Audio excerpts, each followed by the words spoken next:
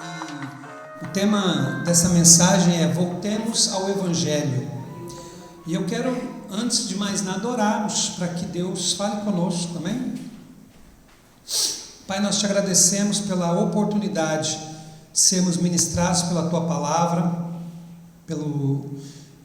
pelas verdades do Teu Evangelho, e pedimos em nome de Jesus que o Senhor toque os nossos corações, ilumine a nossa mente, para que possamos compreender, Deus, as verdades, Deus, do Teu reino, em nome de Jesus, amém. Amém, queridos? Eu gostaria de compartilhar essa palavra, esse tema, Voltemos ao Evangelho, porque eu acho que é muito importante a gente fazer algumas avaliações, e refletirmos sobre o que é ser cristão, o que é o Evangelho de Jesus. Eu não sei quantos aqui, são convertidos há muito tempo. Eu me converti na década de 80, em 1988.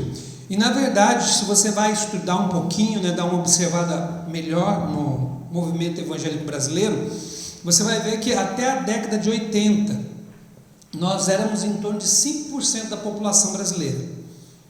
Não passava disso, Então, quando chega a década de 80, há um crescimento, principalmente no final da década de 80, na metade para o final da década de 80, começa uma explosão de fato do crescimento, da expansão do Evangelho no Brasil, a ponto de nós chegarmos, e a expectativa, isso não sou eu que estou dizendo, isso são os estudiosos que falam, as pessoas que trabalham com as estatísticas dizem que em 2032, provavelmente, nós já seremos maioria no Brasil, ou seja, no ano de 2032, os evangélicos que na década de 80 eram 5%, já vão ter passado de 50% da nação brasileira, Essa é mais ou menos como eles têm trabalhado os dados aí que são colocados para nós. Então, quando chegar 2032, 2031, 2032, já seremos, em termos de população, a maioria brasileira, tá bom?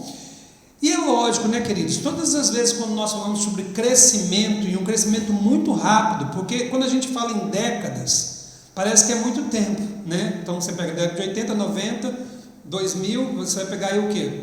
Vou pegar mais ou menos 30, 40 anos. A gente acha que isso é muito tempo, e não é. Na verdade, isso é pouco tempo quando se trata da formação de uma consciência religiosa, de uma consciência espiritual. É muito pouco tempo quando a gente fala em 50 anos. Isso não é praticamente nada, quando se trata da construção da mentalidade de um povo. Se você pensar que a reforma protestante tem mais de 500 anos de reforma protestante, então aí você começa a ver que de fato nós não estamos falando de muito tempo. E qual é a grande bênção dessa história? A bênção dessa história é que nós vemos que de fato o Brasil, o Evangelho tem expandido no Brasil. Isso é a bênção. Mas do outro lado nós também temos que lidar com os desdobramentos, os problemas desse crescimento. Porque na verdade todo crescimento explosivo, ele acaba trazendo consigo, alguns problemas, como por exemplo a superficialidade da fé. Ele começa a trazer também uma certa religiosidade, um certo descomprometimento, um problema sério de comodismo, e que aumentou agora devido à pandemia. A pandemia fez isso, A pandemia ela mudou muito a forma das pessoas se relacionarem com o conceito de igreja, com o conceito de comunidade, E isso mudou. Então, em muitos aspectos, a igreja ela cresce, mas ela também acaba se desvirtuando do seu propósito, da sua essência original. Não sei quem está entendendo o que eu estou falando. Então, eu acredito que é muito positivo, é claro. Se você faz a avaliação, eu me converti, como eu disse, na década de 80, e era completamente diferente. E eu já me converti no final da década de 80. Mas não era como hoje, Nós éramos minoria mesmo, e éramos assim... se você falar que você era evangélico, você era motivo de piada mesmo, era perseguido, vamos dizer, porque era um percentual muito baixo da população. Então, de repente, você avança, chegando no nível que estamos hoje, onde vamos chegar, E a igreja se coloca como uma instituição, a igreja instituição, como uma instituição poderosa, na verdade, porque ela se coloca como uma instituição poderosa, e isso para mim chega a ser um problema, na verdade, mas enfim, ela faz isso. Nós, é claro, né, nós temos que ver que isso acontece porque somos muitos, né, e vamos ser mais ainda, normal. Mas nós precisamos lidar com a bênção disso, claro. Muitas pessoas têm convertido de fato, de verdade. Muitas pessoas têm sido alcançadas pela palavra de Deus. Mas, insisto, o crescimento, ele traz consigo uma série de problemas também. Tudo que cresce muito rápido precisa de ser bem trabalhado. E, de uma certa forma, a igreja evangélica brasileira não tem conseguido, em muitos aspectos, lidar com isso. Então, é importante a gente buscar essa essência de novo, amém? Buscar voltar às origens, né? Voltar àquilo que é essencial no que diz respeito à nossa vida cristã. E por isso eu gostaria de compartilhar com vocês aqui 3 marcas de uma igreja cristã. E é claro, uma igreja cristã tem muito mais do que isso, né, irmãos? Ela é marcada por muito mais do que 3 características, mas eu quero compartilhar com vocês essa manhã 3 características que eu creio que são importantes para nós e que nós nunca venhamos a esquecer delas. Por quê? Porque eu insisto, o crescimento está aí, né? Pessoas têm convertido, pessoas vão se espelhar em nós que temos mais tempo, uma nova geração está chegando, né? Porque a gente já está indo, né? Mas uma nova geração está chegando. A nova geração é o Gabriel, né? O Andy. Essa é a nova geração. E aí já vem uma outra depois. Daqui a pouco tem a outra geração do Tutu, né? Lá, que figurinha. E a gente tem que servir de referência para esses novos que chegam, amém? E a igreja cristã, ela possui algumas marcas. A primeira marca da igreja de Cristo, a igreja cristã, é que uma igreja cristã, ela prega a mensagem da cruz, amém?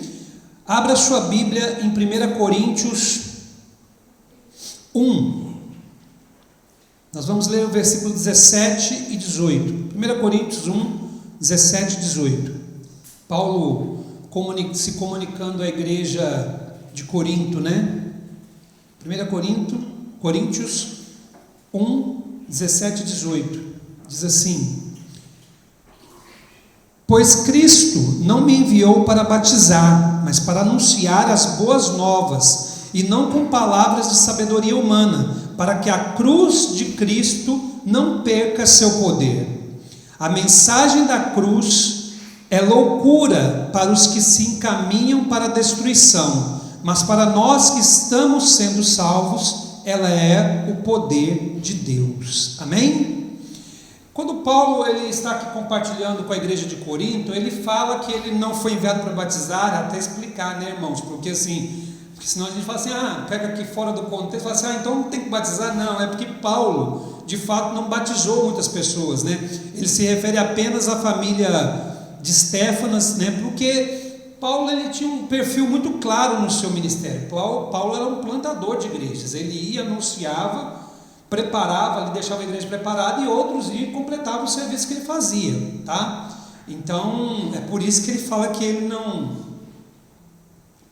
foi enviado necessariamente para batizar. Qual que era o trabalho de Paulo? Era anunciar as boas novas. E ele diz assim, não com palavras de sabedoria humana, mas, melhor, ele fala assim, não com palavras de sabedoria humana, para que a cruz de Cristo não perca o seu poder.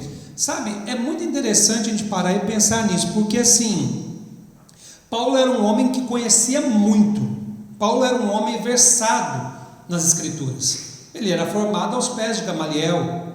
Paulo era um fariseu, né, que conhecia a palavra, e ele fala que ele abre mão deste conhecimento, de certa forma, para que a palavra dele não seja baseada apenas na sabedoria de homens, na sabedoria dele, mas ele queria evidenciar a cruz de Cristo na sua mensagem. Tanto que ele diz, a mensagem da cruz É loucura para os que se encaminham para a perdição, para a destruição, mas para nós que estamos sendo salvos, ela é o poder de Deus. Então a primeira marca de uma igreja cristã, e eu quero que você se lembre sempre disso, uma igreja cristã prega a mensagem da cruz. Amém, irmãos? Se não temos pregado essencialmente a mensagem da cruz, então estamos comprometendo a nossa integridade espiritual e deixando de ser a boca profética de Deus para este mundo. A gente tem que compreender isso, tá bom? Assim, a essência da mensagem cristã é a redenção de Deus em Cristo Jesus.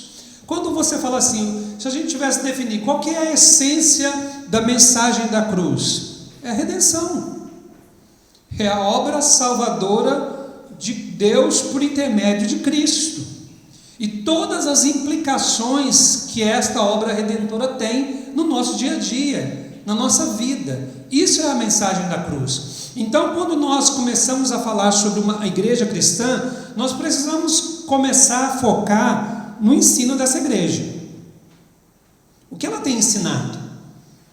Essencialmente, vai de encontro à mensagem da cruz, a obra redentora de Jesus e as implicações desta obra redentora, porque, claro, Jesus veio e nos redimiu, mas Ele nos redimiu em todos os aspectos da nossa vida. Então, quando nós falamos em relacionamento dentro da igreja, nós estamos falando sobre a ótica da mensagem da cruz. Quando nós falamos sobre sociedade, nós estamos falando sobre sociedade, sobre a ótica da mensagem da cruz. Tudo passa pela mensagem da cruz. Quando nós falamos sobre os nossos sentimentos, nós estamos falando sobre os nossos sentimentos, sobre aquilo que Deus faz na nossa vida emocional, sobre a ótica da cruz, sobre a mensagem, sobre a ótica da mensagem da cruz. Quem entendeu o que eu estou falando aqui? Então a gente pega e começa a avaliar. Que bênção, né? Saímos de 5% e daqui a pouquinho, não vai demorar muito, nem 10 anos, nós vamos ser mais 50%. Crescimento absurdo. Que bom que isso tenha acontecido. Mas nós temos que sempre tomar cuidado, porque sempre há um mas nessa história. Todo movimento de crescimento, ele esbarrou em problemas. Não vai ser diferente com a gente. Então, a primeira coisa que a gente não pode esquecer é que uma igreja cristã, ela prega a palavra de Cristo, a mensagem do Salvador, a mensagem do crucificado. Paulo falou: eu não quero saber nada entre vocês além de Cristo e Ele glorificado. Paulo falou que ele abriu mão da sabedoria que ele tinha para anunciar a mensagem da cruz. Então, eu insisto, nós não podemos abrir mão disso, porque senão a nossa integridade espiritual vai ser comprometida. A mensagem da cruz fala de redenção. Ele me redimiu, Ele te redimiu. Mas a redenção não se aplica apenas ao aspecto espiritual da salvação propriamente dita. Ela se aplica a tudo na nossa vida. A como nós nos relacionamos com as outras pessoas, como nós nos relacionamos com a criação de Deus, com tudo. E é isso que a gente tem que começar a olhar. Uma igreja cristã, ela está focando nisso? Se ela está focando nisso, então ela está indo num bom caminho, amém? Primeira marca de uma igreja cristã é que uma igreja cristã prega a mensagem da cruz. A segunda marca de uma igreja cristã é que ela possui um Senhor, a saber, Jesus Cristo, amém? Filipenses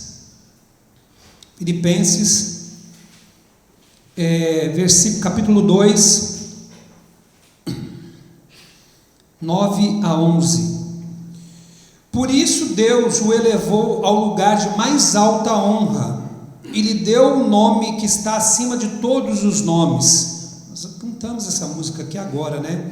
Para que ao nome de Jesus todo o joelho se dobre nos céus, na terra e debaixo da terra, e toda língua declare que Jesus Cristo é o Senhor, para a glória de Deus o Pai.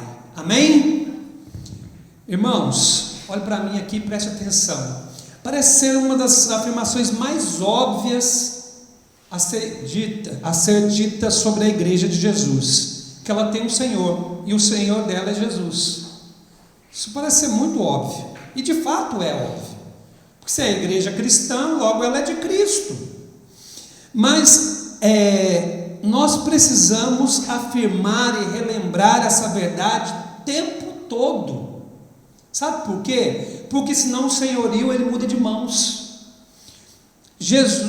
Filipenses, né, Paulo falando aqui à igreja, aos irmãos em Filipos, ele diz que o próprio Deus, né, eleva, né, por isso Deus o elevou ao lugar de mais alta honra, ele deu o nome que está acima de todos os nomes, para que ao nome de Jesus todo joelho se dobre nos céus, na terra e debaixo da terra, e toda língua declare que Jesus Cristo é Senhor, para a glória de Deus o Pai.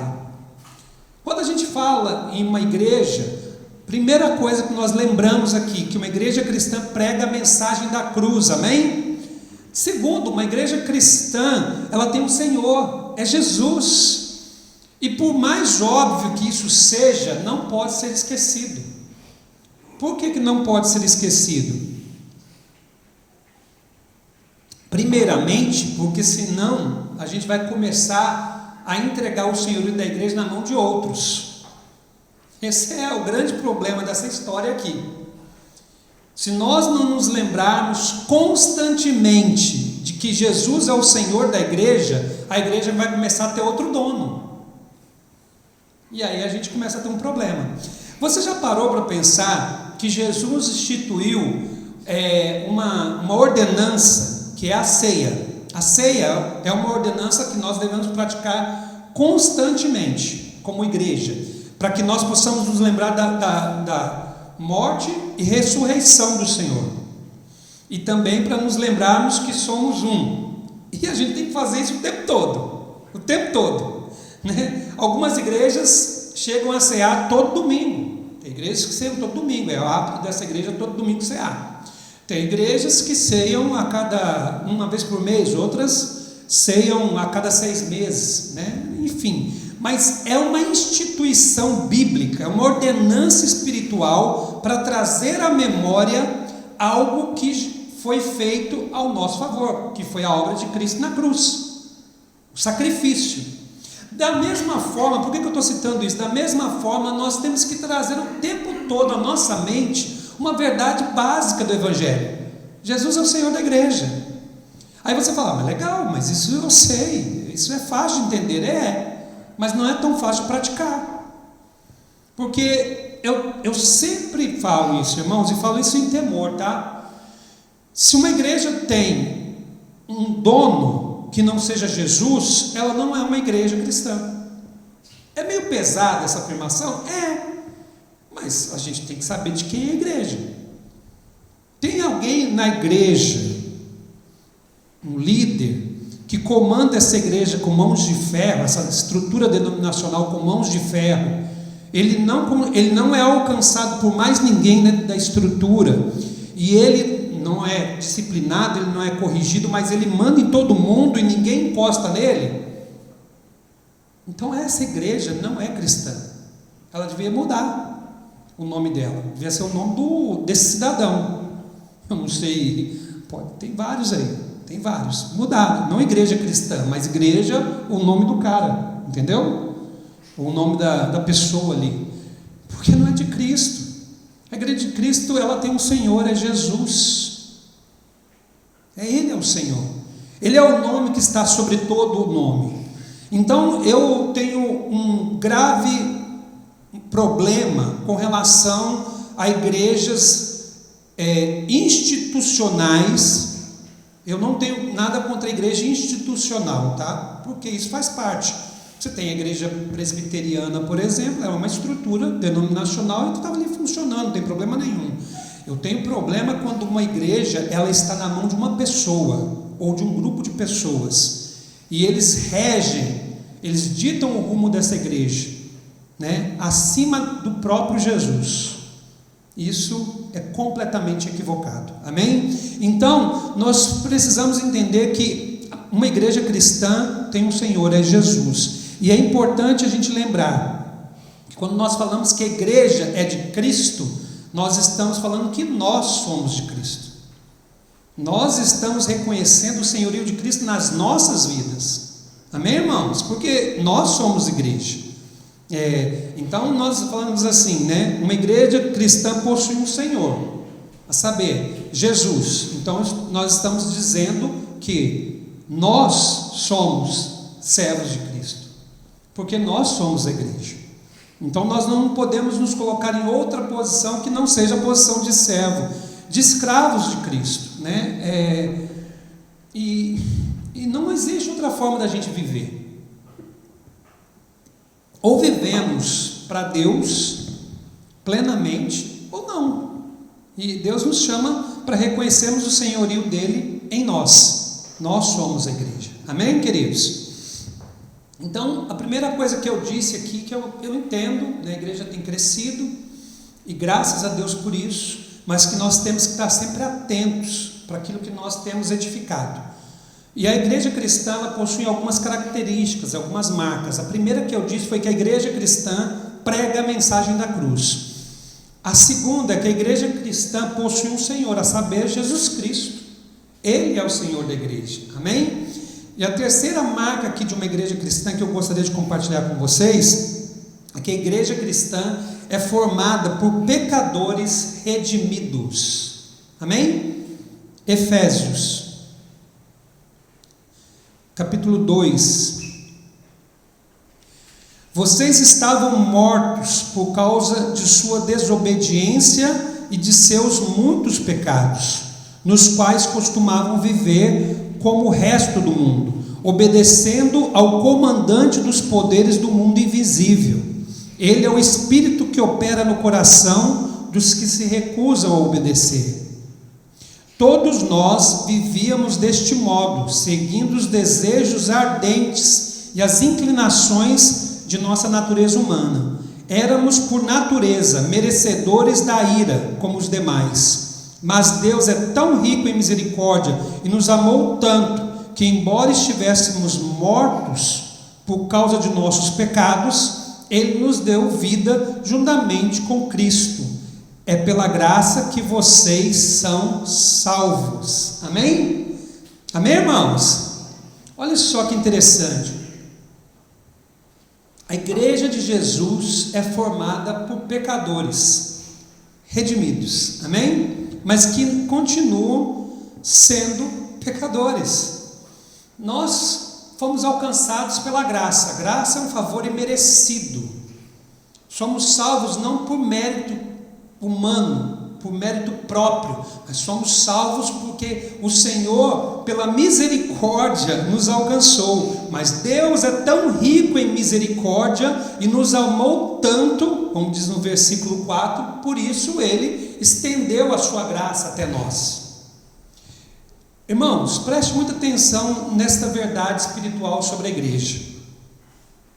Eu e você somos a igreja de Jesus. E a igreja é formada por pecadores redimidos como eu e você. E é muito importante a gente compreender isso. Por quê? Porque quando a gente entende isso, é como se a nossa realidade espiritual fosse confrontada. Vocês estão entendendo? Né? Pela natureza perfeita de Deus. Porque assim, enquanto a gente não se entende como alguém que está em pecado e que foi alcançado pela graça de Deus, enquanto a gente não se entende como alguém que foi alcançado por algo que a gente não merecia, há espaço no nosso coração para a soberba, para a arrogância. Há espaço no nosso coração para que a gente se ache muito bom. Mas quando a gente percebe que nós somos pecadores redimidos, quando nós descobrimos que o Deus perfeito nos amou e teve misericórdia de nós e mudou a nossa vida, então não há mais espaço para isso. A igreja passa a ser formada por pessoas mais humildes, mais gratas, mais tolerantes. Quem entendeu o que eu estou dizendo? Uma igreja cristã, queridos, ela se compreende como um lugar de pessoas que viviam escravas do pecado, mas foram transformadas pelo poder de Deus. E por causa disso, e tão somente por causa disso, nós podemos nos chamar filhos de Deus, e aí nós começamos então a desenvolver mais tolerância com relação a tudo que está ao nosso entorno, mais amor, mais humildade, a nossa visão muda, porque nós não somos melhor que ninguém, nós não somos melhor que ninguém, nós somos iguais, só que fomos transformados pelo poder de Deus. Você consegue entender isso, irmão? Olha só como isso é importante para nós. Eu insisto. Se a igreja consegue compreender, se nós conseguimos compreender que somos pecadores transformados, redimidos pela graça salvadora, logo a nossa atitude muda demais da conta. A gente reconhece Deus como a perfeição absoluta. Nós, como seres imperfeitos e, portanto, carentes de um Deus misericordioso, e como consequência você se relaciona com as pessoas que estão à sua volta de forma diferente. Você vai perceber que você, não é melhor do que ninguém. Há uma certa arrogância na igreja hoje. Predomina uma certa arrogância na igreja evangélica. E essa arrogância é fruto da imaturidade da igreja. Porque ela está crescendo, logo ela tem poder, logo ela se destaca e logo ela fica arrogante.